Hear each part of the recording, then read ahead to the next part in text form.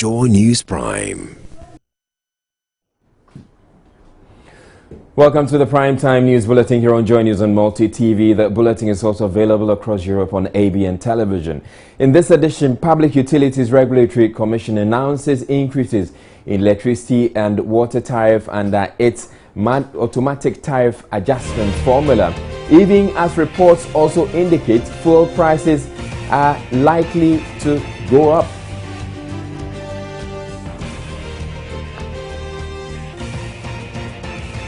Ghana Bar Association challenges recent appointment by President Mahama of 2 Supreme Court justices sworn into office yesterday. Parliament's Privileges Committee report on contemptuous claims by popular reggae musician and radio presenter recommends that he be referred to the Attorney General or brought before the Bar of Parliament. New Electoral Commission chairperson takes oath of office with a promise to push through reforms to deepen credibility of Ghana's electoral process. And second tranche of IMF funds for Ghana expected to be released by August this year after visiting team gives favorable review of its program with Ghana.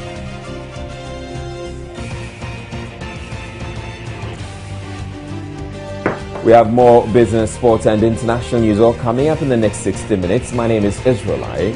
Stay tuned.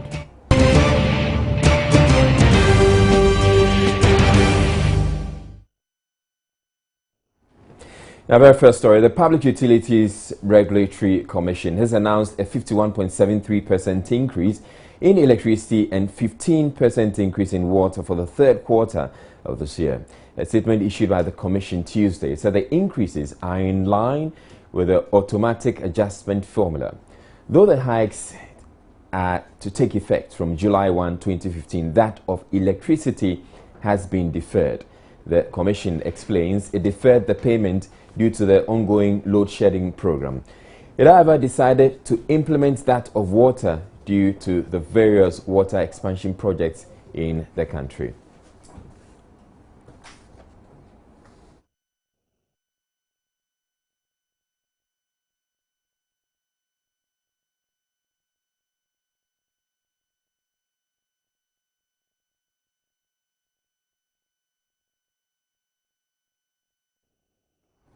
Well, in another development, fuel prices are expected to go up from tomorrow in line with a bi-weekly review of the prices of petroleum products. Joy News has learned prices could go up by as much as 17%. That is, if the oil marketing companies would have their way. The last price review of about 4% caused quite an uproar, and tomorrow's increase is likely to generate about the same reaction. There are, however, indications the National Petroleum Authority would not want to approve the entire 17% increase being suggested by the oil marketing companies. George Uafe is with the business team, and he joins me in the studio with details of ongoing negotiations to mitigate the increases. So George, what do we know as of now? What we know, Israel, is that the meeting between the OMCs and government has ended as we speak right now. But again, the difficulty for us is that because every oil marketing company or any company that actually markets the product is quoting a different price, and therefore it is difficult as we speak right now to strike the average and tell you that by tomorrow expect about a 9% jump in the price of a petroleum product per litre, or expect a 10% jump in a price of a litre for each particular product. But okay, but going into the meeting, what information was available to you? What information was available to me was that the oil marketing companies were proposing a 17% hike per litre for each product, whilst government was prepared to accept a 10% hike. Israel, remember some time ago we talked about deregulation or the full price liberalization of petroleum products. What we understand now is that we are now experiencing that real price liberalization that we talked about. So now there wouldn't be any external party coming in to say that Israel sets product A at this price, set product B at this price. Those oil marketing companies, together with the importers, they strike the average, they do the build-up, the cost, the margins, and the taxes, and they decide that, okay, if you drive to my service station, I'm going to sell a litre of petrol of this product to you for maybe 3 Ghana cedis, 99 pesos, from 3 Ghana cedis, 40%. That is actually the price that one of the oil marketing companies is quoting as of now that we speak. That from tomorrow morning, expect a liter to go up by 3 Ghana cedis, 99 pesos, from 3 Ghana cedis, 40-something pesos. Right. Thank you very much, George Riafe. George Riafe giving us those details from the meeting to try to mitigate the price increases, but it turns out, well, it didn't quite work out. And so you should expect to see an increase in the price of your fuel if you go to the pumps tomorrow morning. Now, Ghana should in August this year receive the second tranche of about $114 million from the International Monetary Fund under its assistance program. It follows the conclusion of the IMF's review of the country's performance under the program. Head of the IMF mission team, Joel Tuas Bernard, says Ghana is on track with all the performance criteria except for the ceiling on central bank financing to government, which was technically missed by a small margin. The discussions covered the implementation of the program, the medium-term outlook, as well as policies needed to restore debt sustainability, macroeconomic stability, and a return to high growth and job creation while preserving social protection spending. Head of the IMF mission team, Joel Tujas Bernat, says it will be making recommendations to the executive board for the next tranche of about $114 million to be released in August. At the conclusion of this visit, our assessment is that the program is on track. Everything has been implemented as planned. In particular, the improvement in the fiscal position up to end of April was as programmed, with good revenue performance and strict containment of spending, in particular of the wage bill and other spending as planned. This is a good news. We expect the executive board to consider the first review of the program in August. After the decision by the executive board, a new tranche would be released, equivalent to slightly more than $100 million. Finance Minister Seth Tekpe, who is excited about the outcome of the review, is confident the economy is on a quick journey to recovery. It's positive, as I said, but it's a matter of sustaining it so that we continue. But remember that this follows the consolidation which I presented for the end of 2014, which showed some consolidation taking place as at the end of 2014 and going into the program. We made the prior actions. So we are saying, I think the credit goes to Ghanaians also for the period of austerity that we have been, and hopefully we'll see a turnaround as the indications clearly are beginning to show. Meanwhile, the IMF, as part of its recommendations, is asking government to improve tax administration and eliminate tax exemptions to aid the expected economic recovery. Etonam C, Joy News. Now, another news, the Ghana Bar Association and 3 other top members of the bar have filed a suit at the Supreme Court seeking to nullify recent appointments by President Mahama to the highest court of the land. The GBA, together with its president, Nenia Megache, National Secretary Justin Amenuvo, and Frank Beecham, the immediate past president of the association, insist the appointment of Justices Ya Apau and Gabriel Pamang to the court did not follow due process. A legal practitioner with knowledge of the suit, Yao Pong, explains to Joy News the plaintiffs are accusing President Mahama of disregarding the advice of the Judicial Council and failing to comply with constitutional provisions pertaining to the appointment of justices of the Supreme Court.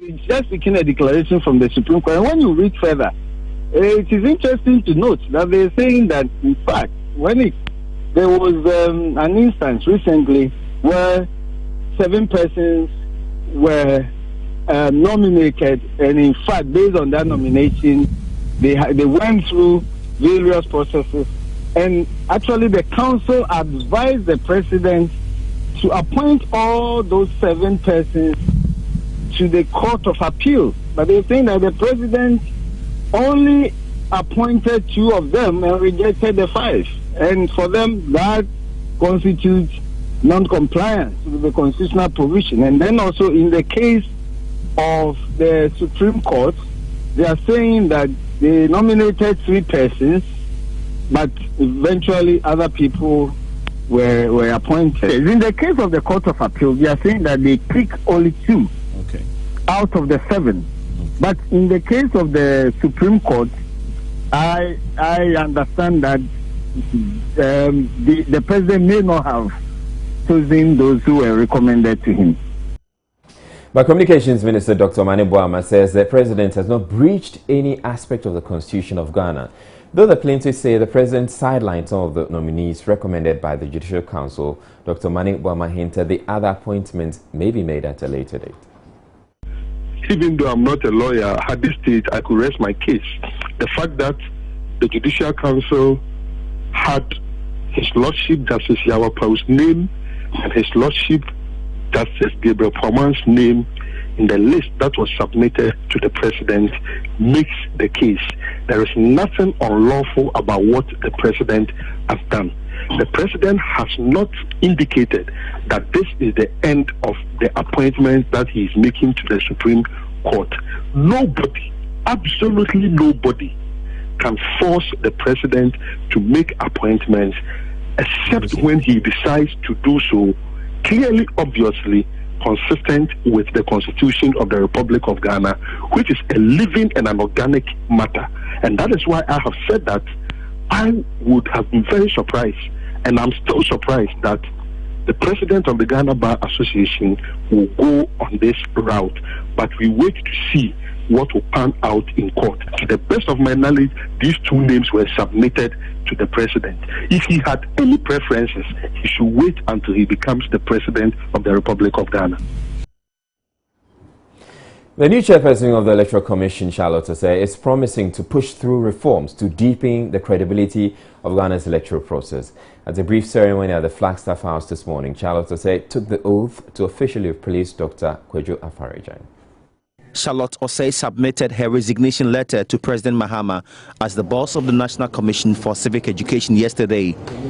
She was offered to head Ghana's Electoral Commission last week following the retirement of Dr. Kwadwo Afare-Gyan. Charlotte Osei's appointment has received mixed reactions from all spheres of the society.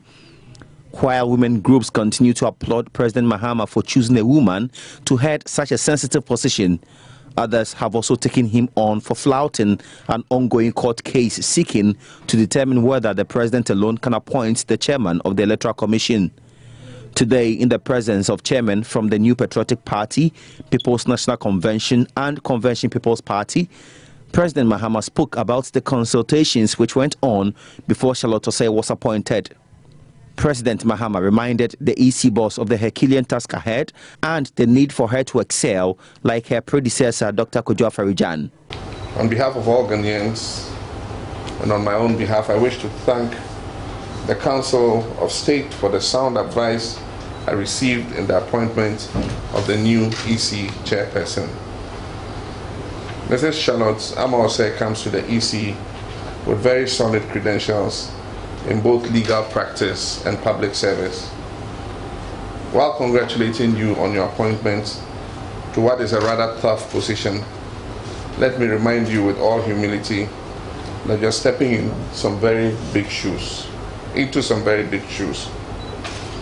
Dr. Kwadwo Afare-Gyan has proven over the last 2 decades or so that he is a colossus when it comes to elections and electoral systems, and has, despite whatever grievances we as politicians might have expressed against him, either in government or in opposition, distinguished himself creditably and contributed immensely to the stability of our democracy. Charlotte Osei told President Mahama she's conscious of the weight of expectations and will fall on the experience and cooperation of other commissioners to succeed. I'd also like to take the opportunity to thank my predecessors for the strong foundation they have built at the Electoral Commission. Now it is my hope that together with my colleagues at the EC, we will continue to build and strengthen those structures towards a stronger, more independent, objective and impartial commission. We will work hard to continue the process of internal reforms and ensure a more effective and collaborative service delivery platform and thereby increase the confidence of all our stakeholders in the institution and in Ghana's democracy. In that respect, I am counting on the support of members of the Commission, the management and staff of the Electoral Commission, and the entire nation. From what I've gathered from all the messages I've received, the collective desire of our people is that as chair of the Electoral Commission, I act with conviction and conscience, understanding that it is service to God and country above all else. Seth Kwame Boateng for Joy News. We're staying with the presidency. President Mahama has granted amnesty to 900 convicted prisoners across the country to mark this year's Republic Day, which falls tomorrow, July 1. The beneficiaries, according to Public Relations Officer of the Ghana Prison Service, Vitalis, were selected based on ill health, advanced age, and satisfactory conduct of the inmates during the period of the incarceration. The 900 inmates include 883 first offenders who have exhibited good behavior while serving their term. The pardon was awarded to prisoners who had served more than half of their sentences.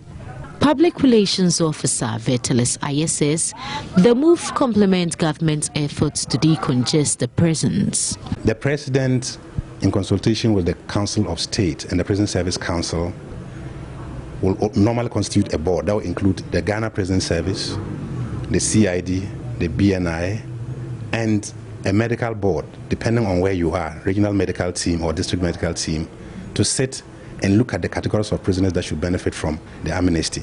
So it's just not one. If you look at it, we have first-time offenders, very sick people, maybe nursing mothers, and all of that stuff. So this team will now come out with a list, and that these are the people who can benefit from amnesty. And let me emphasize here that even though they are first-time offenders, it's not everybody who is a first-time offender that benefits. If you came into the prison with a charge of murder, manslaughter, defilement, rape, possessing firearms, threat of death, subversion, narcotics, you don't qualify. These are just people who have committed petty crimes that have benefited. So the first-time offenders, this list does not include the crimes I've just mentioned. He also outlined their integration plan and appealed to the public not to stigmatize the ex-convicts. Let us take the tag of stigmatization off the prisoners' back. Let's give them a shoulder to lean on. When we do that, it means that they will feel welcome and they will stay. On our part, we've given them some form of training in prison, and that is where we are asking everybody to embrace Project Ifiase so that we can retool, resource the prisons, and give our prisoners training, skills training, give them something to come back to society and be helpful. If you look at the category of people released, there are really people who are not a danger to society. Probably if we had mechanisms in place, they wouldn't have gone to prison. Vitalis has assured the prisoners could go home tomorrow if authorities complete their release process today. Matilda Pumaga for Joy News, Accra.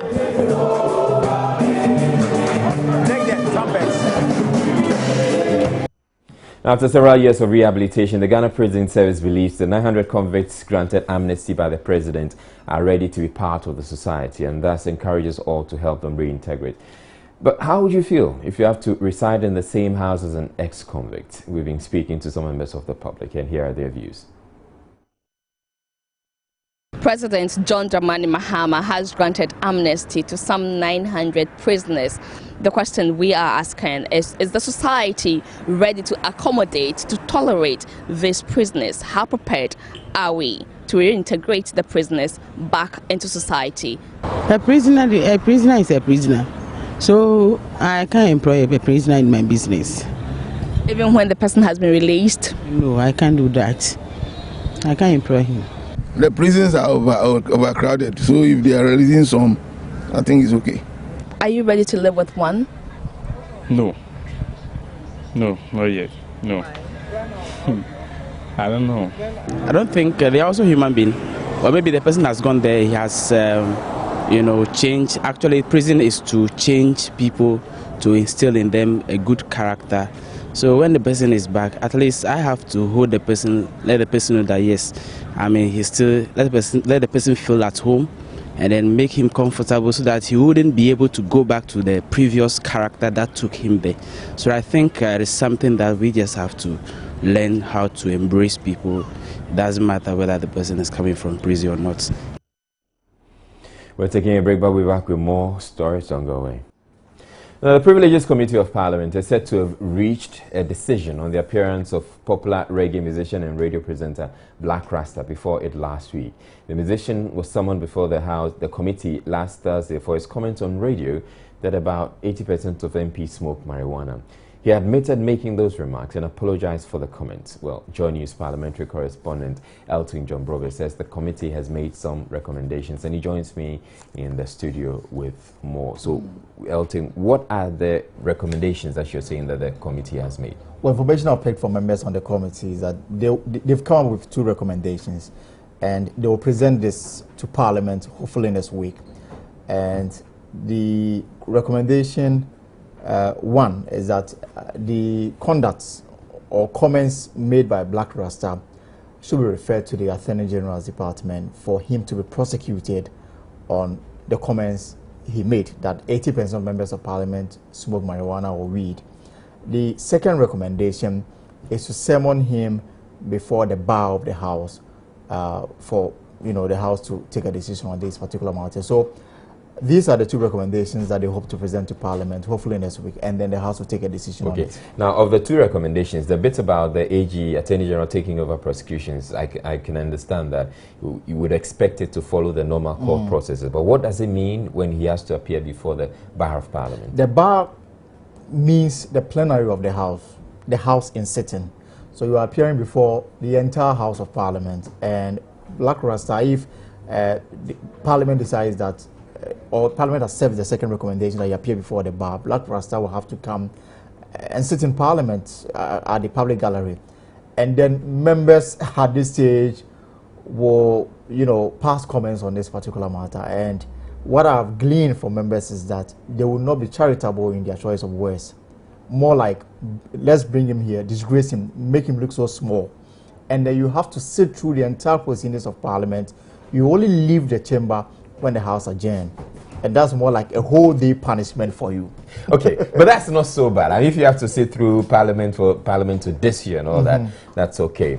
But so what next? Now that they have their report, when are they presenting their report to Parliament? We were hoping that they'll present the report on Thursday, but what we've been told is that on Thursday, Professor Alex Diodo, who is also alleged to have said that members were ignorant when they passed comments on the Ebola clinical trial, they will hold a public hearing into that particular issue. So Professor Alex will appear before the Privileges Committee on Thursday. So even though they are ready with the reports covering Black Rasta, they want to hold it, have that public hearing with Professor Diodo, put together the 2 reports, and then present to the floor for the House to take a decision on it. Okay. All right. Thank you very much, Elton John Grobe. So we have another session with Parliament's Privileges Committee when Professor Dodo appears before it. But still with Parliament, about 1,000 amendments have been proposed in the Right to Information Bill, which is up for consideration in Parliament.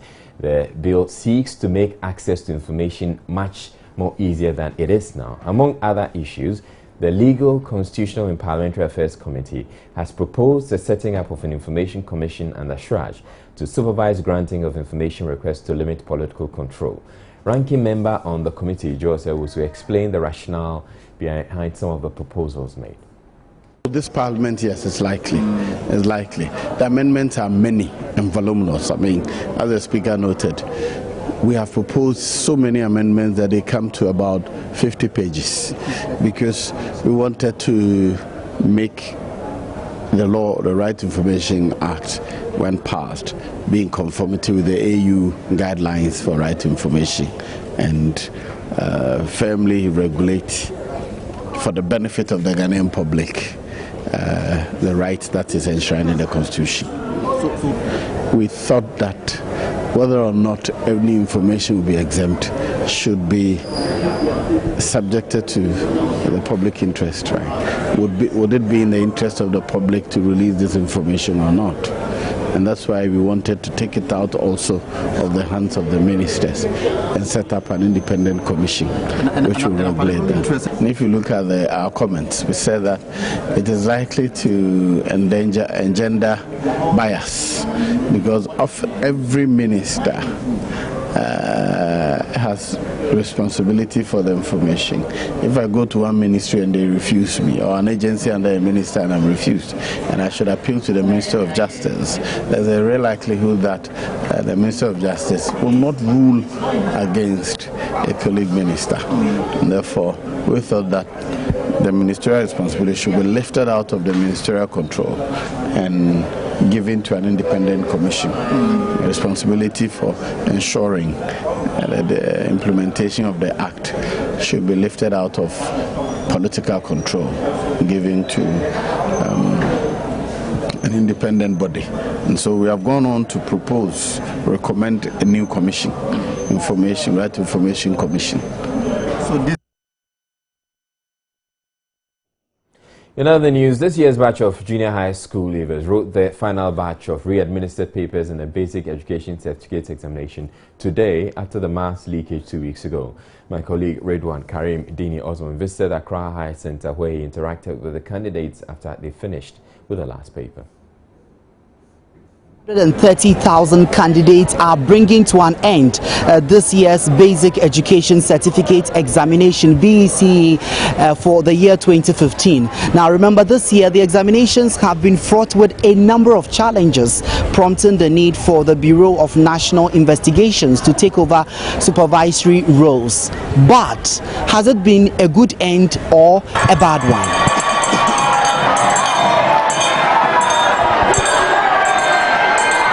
It went cool, everything was, I love the BC. Wayek, I wish them, I don't even know what to say, I wish them good luck. For everything they did, it was good. I'm expecting 7 ones, so that I'll go to Ghana as my first choice. It has been a good end for us. Why? Because they've cancelled their papers and God has seen us through.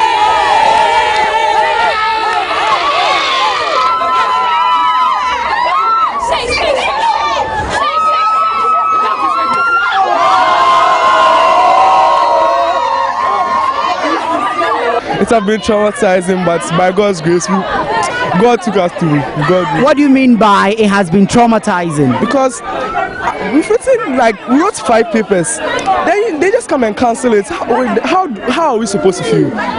If you ask anyone, the person will tell you that they felt very sad. But actually, it was traumatizing and I had mixed feelings. I was happy because those who didn't deserve to get the marks they got, their papers were cancelled, so obviously their marks were gone. And I was also sad because of those who really worked hard for the papers. They had to now go back and go and learn again. So your friends are already excited, and I have seen is this for fire in your shirt already. What does this mean? We are done with basic school, so we are showing our excitement. We are signing on our shirts. Yeah. Is there really a need to celebrate since the results are not in? We believe that God has already given us the victory, so we are celebrating. I have some difficulty in writing the mass in social, but still I hope that by God's grace I'll pass and I'll come out flying colors. What are your expectations? What grade do you hope to get by the end of the marking? Oh, actually, I hope to get a great thing. We plan to go to the beach. To do what? To celebrate, to have fun, Going to the pool. Some of us have decided to go to the pool. Some of us are having parties at home. So like, we are all having fun. Today is a happy day, so like nothing is limiting us. We are all expecting good grades. Well, having fun like there's no tomorrow. It's great to be young. Up next, we bring you business news with Amnesty.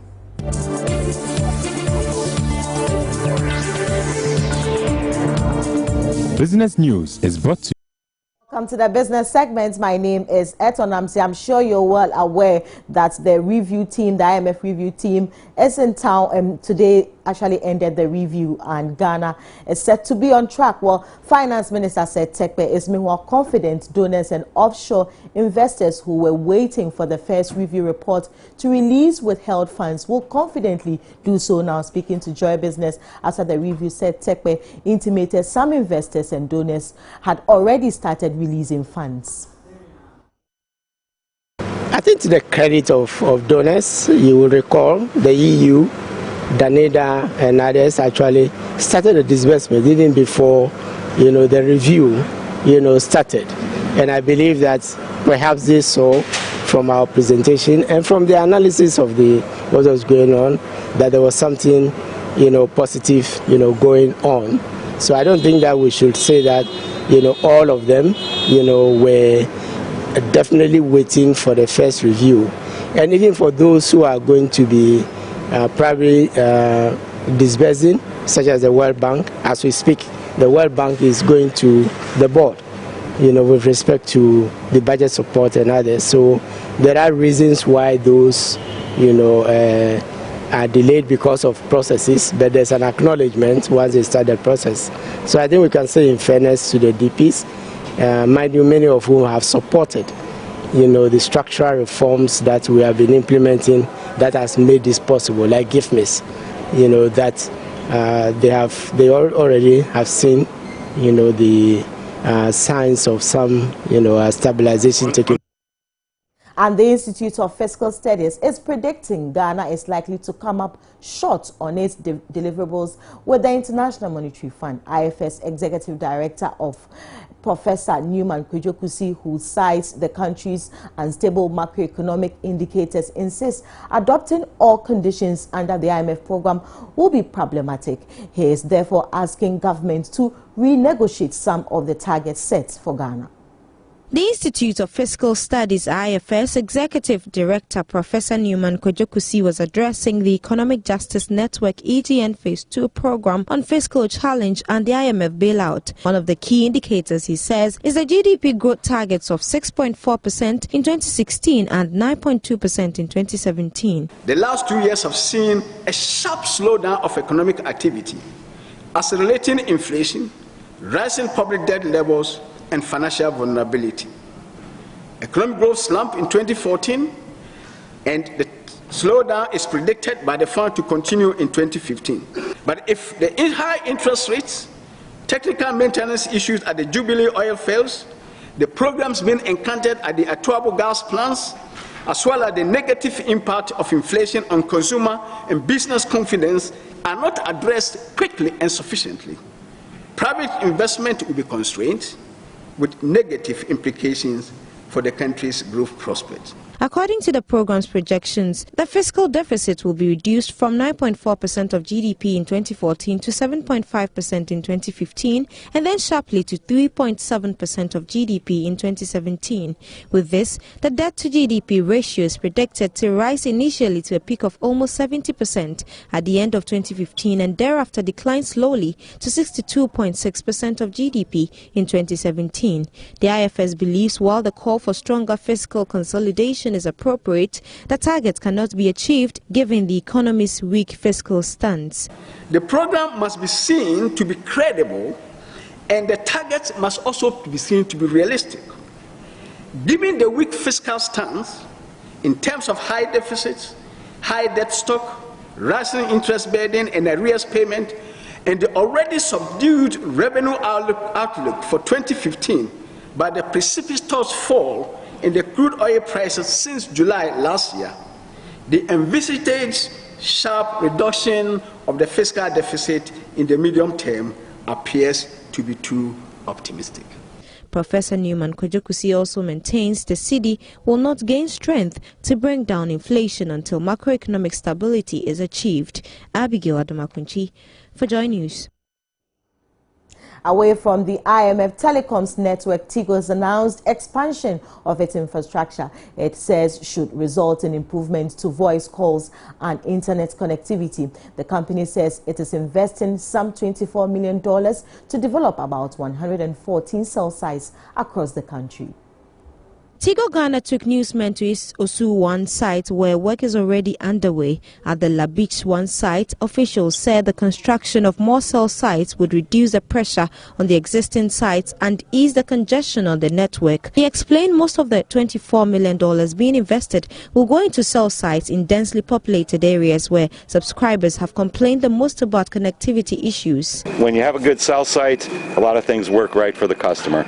Everything from, quick call setup, your dialing, good data experience, so fast downloads, your YouTube video shows up really quick, WhatsApp works, so all in all, it's just a really great user experience. The telecoms company, meanwhile, says the high rate of battery theft at its cell sites as a result of the energy crisis is crippling the operations. Like I said, this is just one of the big projects we've got going on this year. We're also doing another modernization project across our network. We've also been doing things to secure our batteries. One of the interesting things that we're finding is we're losing batteries. For whatever reason, it's a huge impact on our network because we do have transitions within power.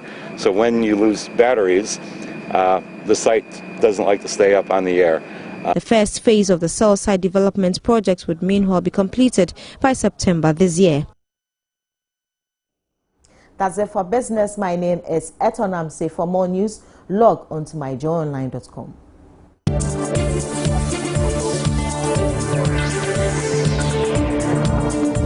Business news. President Mahama has asked the Ministry of Works and Housing to dispatch some equipment to begin desilting and subsequent expansion of the Abuabo No. 1 bridge and storm drain in Kumasi. The storm drain has been choked with sand and solid waste, forcing it to overflow at the least rainfall.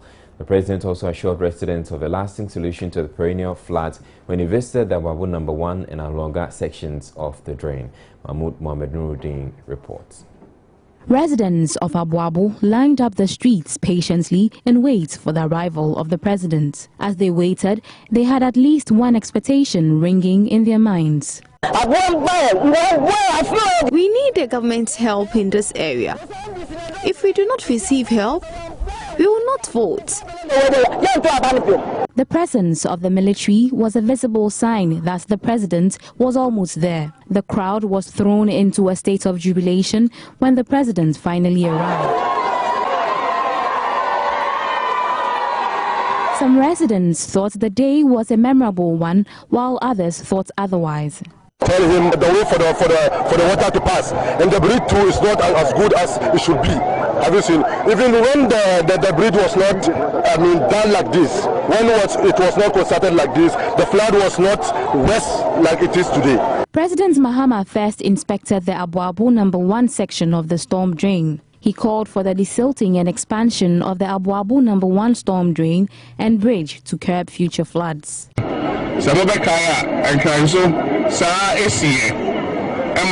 Same thing happened at Accra, and a lot of properties got destroyed. We discovered the cause of the floods to be the choking of the drains.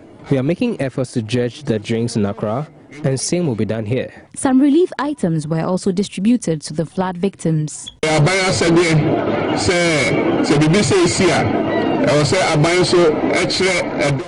It is the responsibility of the government to distribute relief items. The NADMO officials will see to it that victims will get their share.